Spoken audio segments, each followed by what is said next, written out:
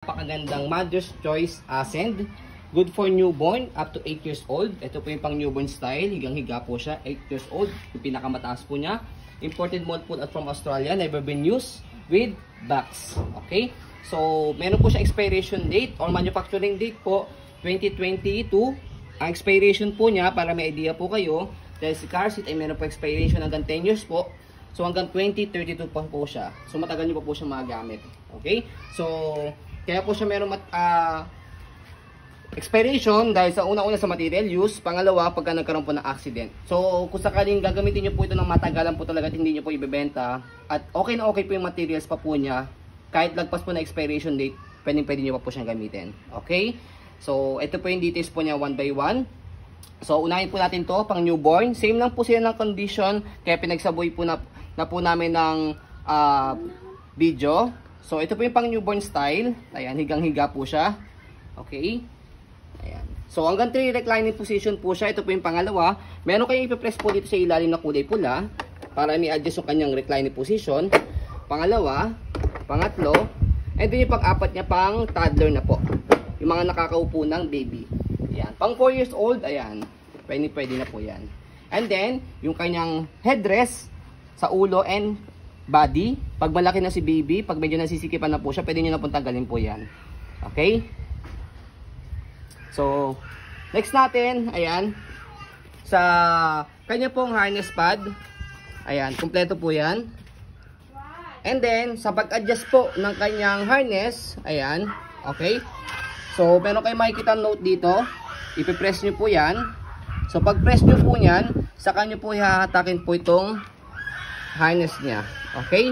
So, make it sure na kapag i-adjust nyo po yung kanyang air protection, ito po, na-adjust po yan hanggang 10 position po. Ayan. Katulad po nito, ayan, sa pinakamataas po niyang height. Ayan. So, kailangan i-adjust nyo po muna po yung kanyang harness. Okay? So, next natin, ayan, yung kanyang body frame. So, yung kanyang body frame sa right side, ayan, meron pa po siyang kasamang tag. Okay, okay na okay po yung body frame po niyan. And then sa likod, ayan. So hindi po kayo mahihirapan i-install po ito sa sasakyan dahil meron po sa instruction po dito. Even ito, meron nakalagay po yan dito. And then next natin, manufacturing date, katulad na sinabi ko po na yung 2022. Parehas po sila. Ayan. So sa likod, ng kabilang side ng body frame, ayan.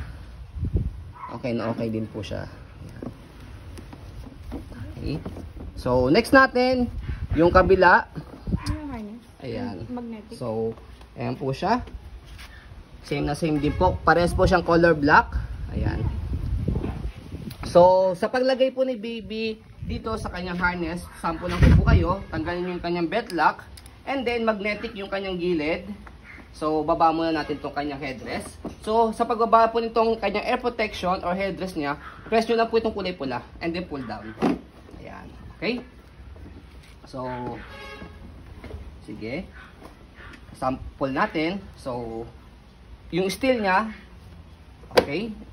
Side mo daddy, hindi kita. Ayan.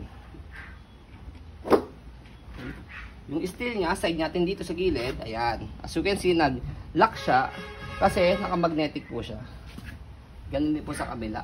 Okay? Ayan.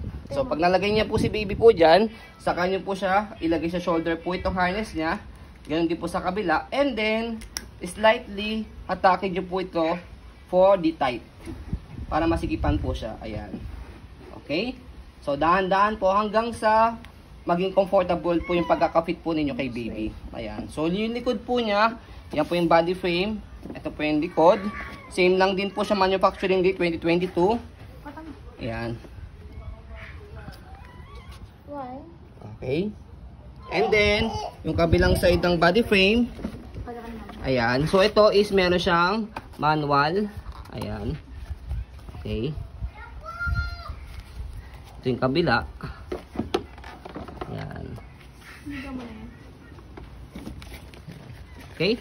So, all in all, same na same lang po sila ng condition. Kaya kahit ano po ang piliin po ninyo po dito sa dalawa, ayan, wala po magiging problema. Kaya lang din po siya ng color. So, ayun po, as you can see, very details po kami sa ayun pong pag-video. Kasi aming shop policy, no refund, no exchange, what you see is what you get. So, ayun po, maraming salamat. Have a nice day and God bless po. Nak, masakit sa